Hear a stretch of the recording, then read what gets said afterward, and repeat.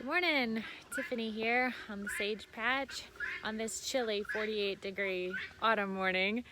Today I'm taking you guys with me on this journey to address a plant that I have ignored all summer long and really want to change that. So I'm going to introduce you to my passion fruit. Here she is, Passiflora Incarnata, if I'm saying that right.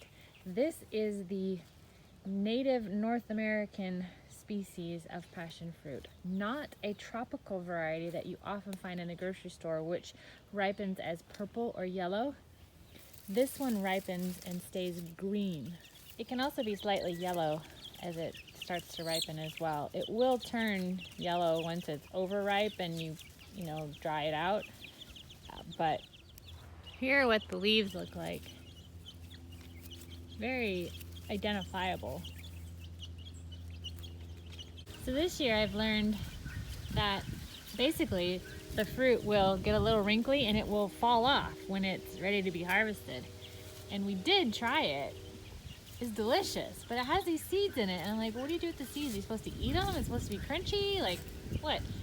So I looked up some online about it, and today I'm gonna make some passion fruit coulis and some passion fruit nectar. Still have a lot on this tree, and we'll see if I need to pull them before we get a frost. I don't know. But I also have this mixed in. I have a, look at that baby little loofah coming there, but those are the loofah leaves. And you see how it is all gone up into this oak tree? I mean, it's like all the way up there. Oh my gosh, look, can you see it? There is a loofah up there. Oh my goodness. How awesome is that?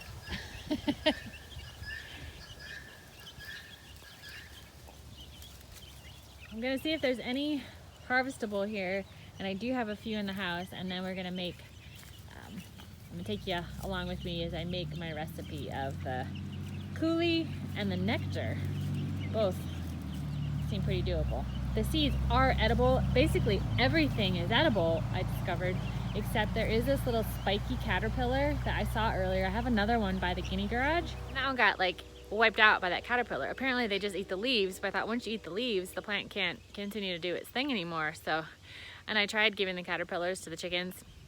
They didn't go for it. So I'm like, what help are you? So I just let that one go. I think I got a couple pieces of fruit off of it, but that was just a random one to put there to see if it would grow up the side of the garage. So I'll have to do better with it next year. I gotta water it more regularly. I think that was also why it got decimated by the caterpillars. It just wasn't strong enough. Otherwise, I didn't have bugs all over it. This just kind of did its own thing. It got watered frequently because it's in my little medicinal herb bed that I have like right here with all kinds of random stuff. So I water this one very often, because close to the house too, you see it all the time. But otherwise, it doesn't get diseases. It just like does its thing, and it propagates exponentially, whether it's itself or the birds that are taking the seeds and carrying it around. I don't know, but they do say it will kind of like grow from runners and stuff. But I think it's amazing. More power to it if it wants to keep doing that, because I love it and I really want to use it. Passion fruit's awesome, but I just didn't know how to prepare it or really how to care for it or harvest it or anything. So never too late to start, right? I bet you I'm not the only one who has a plant in their garden or even produce that you've bought that you just don't know what to do with it, so you do nothing. Yeah, I've done that with produce I've bought too. I've grown other things as well that I'm just like, I'll figure it out. By the time it's ready to eat, hasn't happened yet. Heard somebody cry. Are you guys being mean? You better leave my babies alone.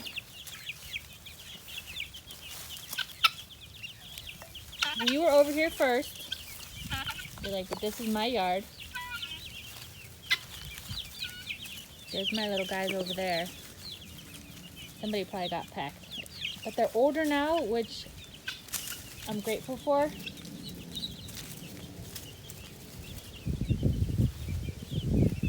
You guys crabby today?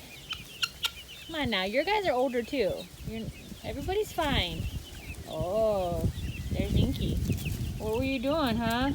He's deciding he's the man. He started to crow yesterday. At least first time I just knew it was him. And he's chasing my little Olaf around. Here's Olaf. Oh, sneak peek of him. He's super cute. He's a bantam, so he's gonna be tiny. So's Inky. But Inky's definitely more solid than him right now anyway. I think they're about the same age. But Inky has decided that he's in charge. Olaf was crowing way earlier, like a couple weeks ago. Still croaky. And then this guy started up, but now he thinks he's the man. He kind of is, though. I love him. I found one. Yep. So this one is going to be perfect. See how it does turn a little bit yellow as it gets way overripe? I'm going to also plant this right now. You can save these, like honestly, save the whole thing. I don't know if people ever take it out of the peel and try and process the seeds for saving, but I've only ever started it from one of these dried, and then I cracked it open. Seeds were all dried inside too, and then I planted it, and that's where this stuff started from. But today I'm going to do it fresh, and I'm going to get these seeds started in a pot and let them sit over winter and start to grow themselves and be ready for spring. Kind of like I'm doing with the tomatoes, just already I have seeds started and planted. Guineas are alerting about something over there. So here's my pot. I'm gonna plant them 1/2 inch to 1 inch deep, and then I'm gonna put this in the crawl space under the house along with where the tomatoes are. So here's what it looks like on the inside. Super sweet and yummy with a little tang to them. It was delicious. I just didn't know what to do with them. So this pot is just leaves on the bottom. Probably half of it is full of leaves, and I just messed all that up. I'm just gonna shove these under. I'm not like real concerned about how it's gonna go, because it's gonna sit here all winter and break down and everything. I just want to get it under some soil and get it out of the... Uh-oh. Yeah, that's why we're gonna put it under the house. Good curious birds. My guys we go hunting together, and so they're used to being right by my fingers and grabbing anything that I rake up, you know. So I'm just kind of pushing down wherever they were. And I might actually grab another one too. I've got one in the house already. I think I'm gonna throw in here too. Okay, so this one's dried from the house. I could do it one-handed here. Uh-oh. More birds. More birds. Hi. This is Ash. This is Daffy. They are related. But you see, it hasn't sat there long enough. These are still very wet on the inside, so definitely edible food for birds. I wanted to try and get these in a little bit better, but you guys are kind of like, yeah. What do you think? Oh, you're gonna scratch for me too, huh? Find them? You gonna find them? You guys. Did you steal it already? Working on it, huh? Okay, I can share a few. I can share a few. Here. You want this one? Here. Oh yeah. Oh my gosh. They totally love them. Okay. This is good. Oh, we want more, huh? Alright guys. This is cool. Another thing you like that we got from the homestead that I can feed my birds with. I didn't even think about that, you guys. That's awesome. I was reading that chickens are more of parrot type of natural diet, so fruits, veggies, grains are really not on the list as a you know, thing for birds. So the fewer grains they get, the better overall for their health and longevity. Pretty interesting, huh? Guineas different. Guineas are more seed, grain, and bugs, or seed and bug. Bugs, seeds. Oh, he stole one from me. Chicken's also bugs, but yeah, fruit, veggies, and bugs. I think I got them all out of there. All right, we got some planted. We got some in there, guys. Oh my goodness. Too cute. Too cute. This is Greta. This is what Inky looked like when he was a baby, so I think this one's going to be the same. They have, their daddies were like hatchmates, so, and then their mama, they have the same mama. Inky and these guys, and Ash too. Inky and Ash are hatchmates. This is Daisy. That's Daffy. This is the partridge color. And I think these guys are girls. But Toto here. Toto, he's been a boy since he was born. That's my theory anyway.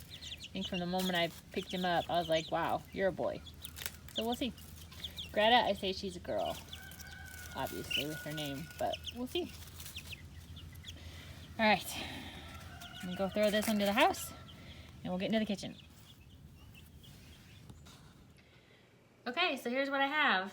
Not sure if these are still good, but we know the chickens we've seen, they like the seeds. So nectar is first up. So we cut them in half. Here's what they look like. Oh, they smell so good. Oh my gosh, see? I'm so glad I'm doing this. And then you just put them in a pan. Whole thing, skin, everything.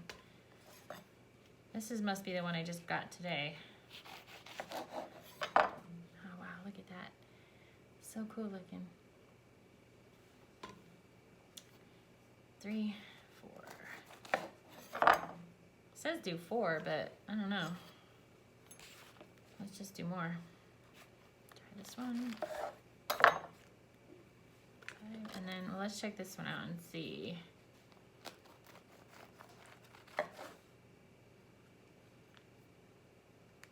Well, I mean, it looks fine on the inside, so I'm going to do this in the second recipe because I don't want to put that whole skin in the water. I don't know. That's probably fine too, but I don't know.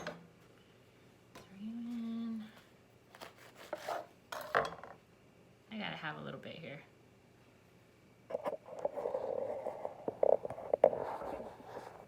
I mean, why not, right?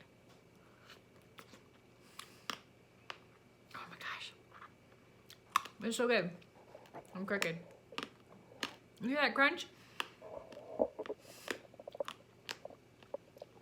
That's why it's like, are these edible or not? That's what I wondered. Very crunchy. You almost think like you have something that you're eating you shouldn't be eating. The way it's like breaking up. Oh, with the flavors. You see all that? Sorry. It like creates saliva in your mouth super fast. Wow. Delicious.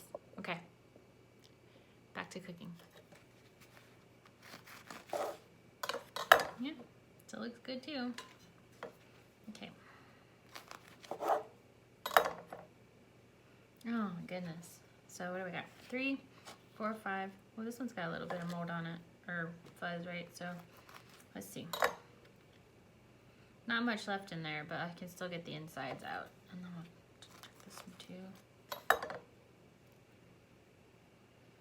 I don't know, this one doesn't smell as fresh. Let's see. Oh yeah. Oh, smells way better. All right, maybe we'll just give those to the chickens. We'll see. So I have 3, 6 left, and then I did 1, 2, 3, 4, 5, 6, 7, 8 in here. Okay, so now I just cover this up with water and put it on the stove to boil. Okay, so I'm supposed to put in enough water to cover. I mean, this covers it, but they're floating, so But now I just bring it to a boil and then turn it down and let it simmer for a half hour. So now for the coulis, I'm supposed to scoop out the seeds and the pulp.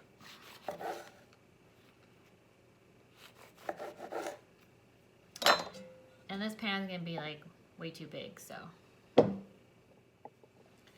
this one will be much better. So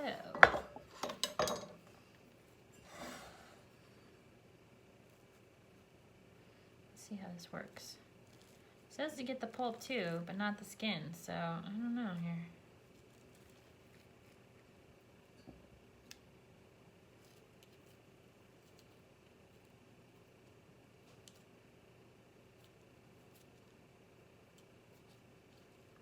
Wow, that's pretty good.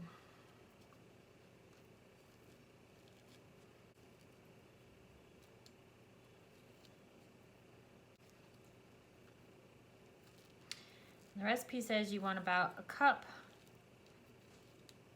of the pulp and the fruit, and then a cup of sugar as well. So, and they said it should be 5 passion fruit, but I don't know if any of the recipes are actually for this native variety. I don't know. I don't even know what size the passion fruit is in the grocery store. Have you guys ever see it in the grocery store? I've never bought it. I've never eaten it before. I mean, I've eaten like coulis on desserts and stuff. It's amazing, but I've never bought it, eaten it myself until it started growing here, so.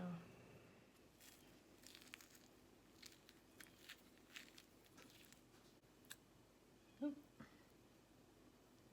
Okay, guess I gotta be a little bit more careful here. Well, that doesn't look like a whole cup, but that's okay, because I'm just gonna match it with the amount of sugar. I'm using this turbinado sugar.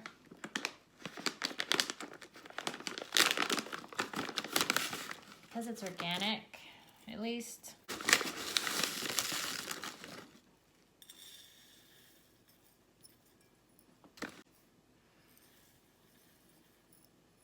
Well, I'm calling that good. Half cup. So now we just bring this to a boil and let it cook for 3 to 5 minutes. And then my other batch over here, we're gonna turn this down now and start the clock for a half hour.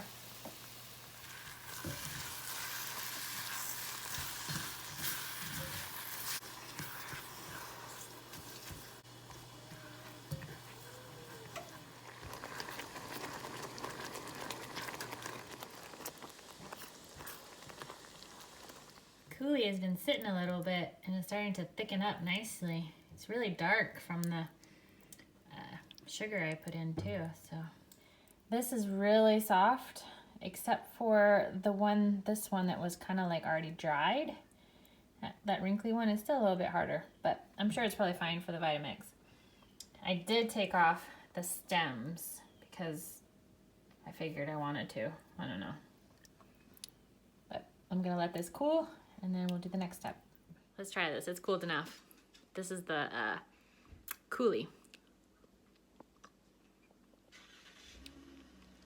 Oh, that is so good. But the seed is still the same as it was before. Recipe didn't recommend taking the seed out, but that's just too hard. I don't know if it's the variety of passion fruit or what, but I'm gonna reheat this back up so it'll thin up again, and then I'm gonna strain out the seeds. Because she didn't recommend you do that, but I don't want to hit that like you're having a piece of pie and you put this coulis over top of it and then you get this crunch like that. No. Okay, that was pretty easy. And look at this. It's oh, I missed one. But that's like really nice texture. And then you can see all that's left. So you lose a lot of the volume. And I think if I'd done it first time, I would have gotten even more of that because it still didn't really thin up too much reheating it. Still stayed pretty thick. But it went through here just fine. To give me my net result, and let's try it now.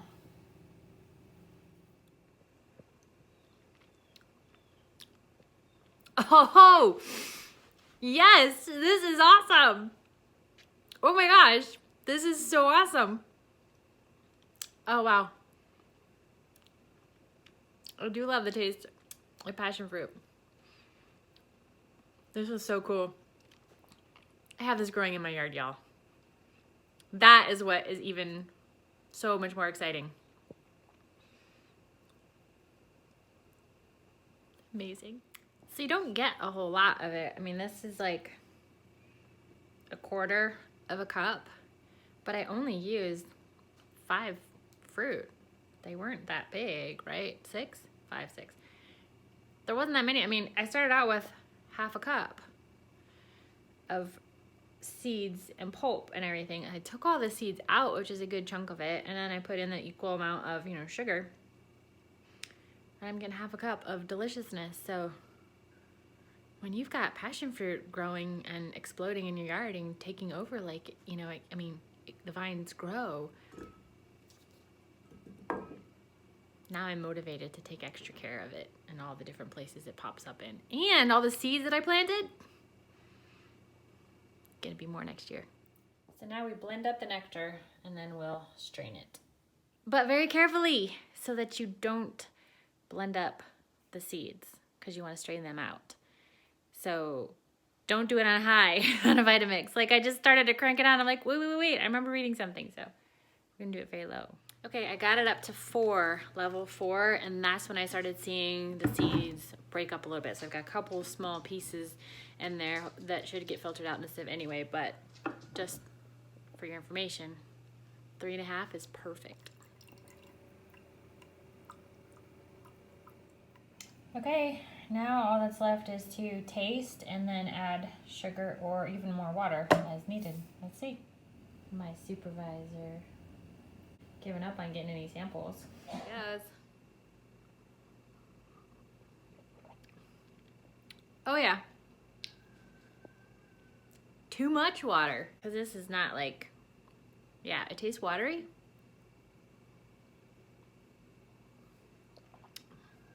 It needs more sweet. Just gonna try this one and see how it goes with some coconut sugar.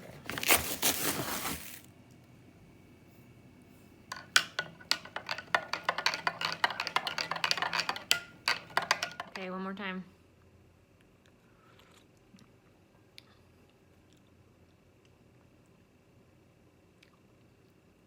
Better? Still too watery. And it's crazy because the one recipe I read said 4 passion fruit and 8 cups of water. I didn't use 8 cups of water and I used 8 passion fruit. So very interesting. Definitely need to use less. So I will put the water, I think, so that they are touching the base of the pan.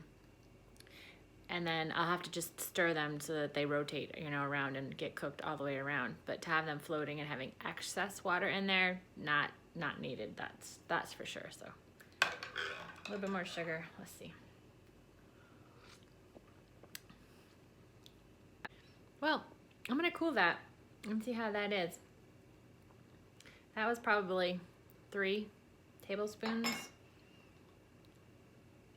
in a pint. And look how dark, look how dark it made it with the coconut sugar. But how much is coconut sugar versus, you know? So yeah, I think I'd rather do a richer, more concentrated passion fruit flavor than add a little bit of sugar to it. And maybe I have to add even more sugar once it's that concentrated. I don't know, because of the peels and stuff, maybe that's not really super sweet. Maybe there's additional health benefits. Who knows? So that's what I got for now. That's where we are.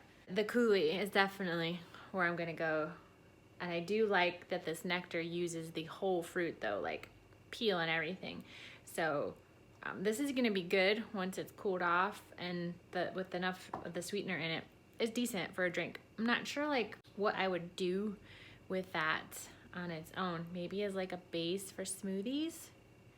So what do you think? What could I use this nectar for? Okay, battery died, but I'm back now, and there you have it.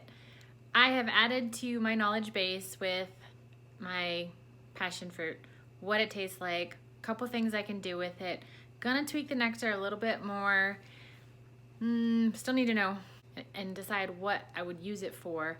But next time I've got some more passion fruit out there, so when they are ripe, I'm gonna throw them in a smoothie. Actually, I'm gonna take out the pulp and the seeds and that yummy, sweet amazingness, and I'm gonna throw it in with in the Vitamix with the smoothie and see what it does to those seeds and how it tastes. I can't imagine that it wouldn't be delicious. So I hope you enjoyed coming along with me on this little adventure and discovery process. So I will catch you on the next video.